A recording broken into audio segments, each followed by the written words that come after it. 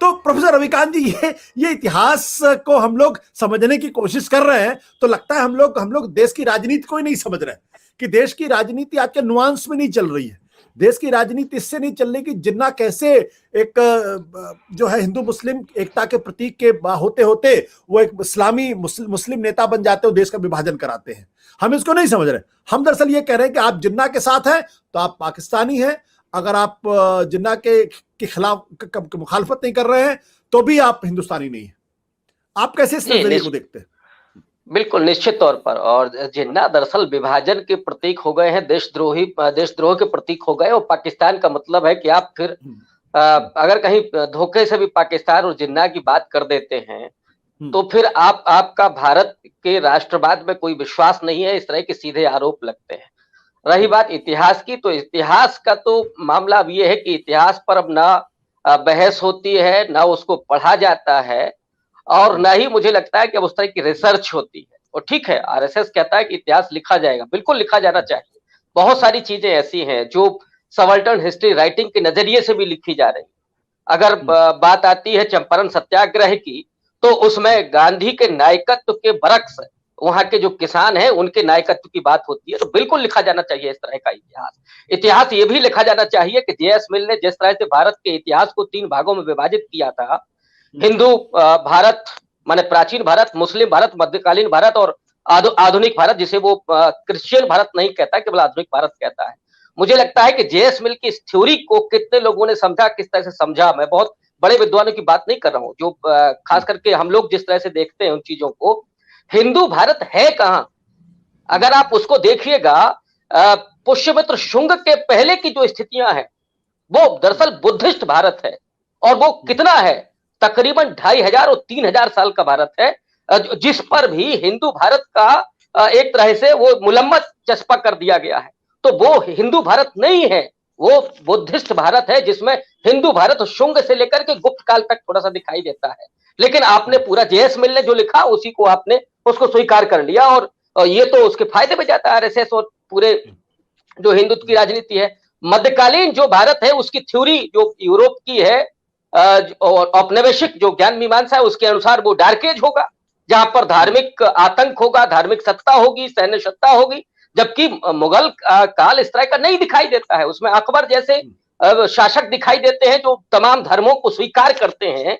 और उन्होंने मैं बाबा साहब को पढ़ रहा था और उन्होंने बड़ी महत्वपूर्ण बात लिखी है, खास करके जो हिंदुत्ववादियों का आरोप है कि साहब मुसलमानों ने तो हिंदू धर्म पर प्रहार किया, उनको निस्त्रबूद किया। बाबा साहब ने कहा कि ये मुसलमानों ने कितना बर्बाद किया है हिंदुत्व को।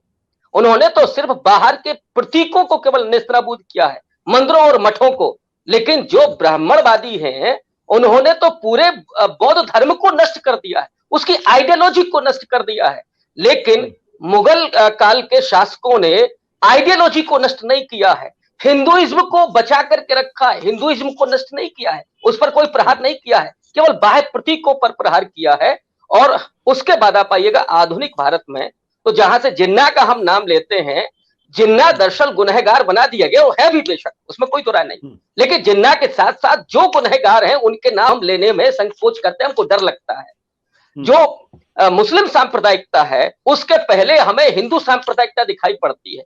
नो डाउट कि 1906 में मुस्लिम लीग बनती है, 1909 में पंजाब जो हिंदू महासभा बनती है, लेकिन 1915 में जो हिंदू महासभा बनी और उसके बाद लाला लाजपत राय जिस तरह से 1 दर्जन से अधिक लेख लिख रहे हैं कि साहब हिंदू और मुसलमान 2 अलग अलग हैं और एक साथ नहीं रह सकते। इसी को आगे बढ़ाया सावरकर ने, जहां वो 2 नेशन थ्योरी की बात करते हैं। मोहम्मद अली जिन्ना तो 1937 में जो संयुक्त प्रांत है उसमें जब सरकार में शामिल नहीं होते, उसके बाद उनका मोहभंग होता है। कुछ लोगों का ऐसा मानना है, खास करके अबुल कलाम आजाद का यह मानना है कि उसके बाद मोहभंग होता है और वो फिर सांप्रदायिकता की तरफ बढ़ते हैं। लेकिन 1940 तक आते आते निश्चित तौर पर मोहम्मद अली जिन्ना ने, जिन्हें सांप्रदायिकता का राजदूत माना जाता था, सद्भाव का राजदूत माना जाता था, वही मोहम्मद अली जिन्ना सीधे तौर पर देश को दो राष्ट्रवाद के आधार पर बांटने की बात करते हैं। और मुझे लगता है कि जो सबसे दुर्भाग्यपूर्ण जो समय है वो है 1946 का 16 अगस्त का, जहां पर वो सीधे कार्रवाई की बात करते हैं।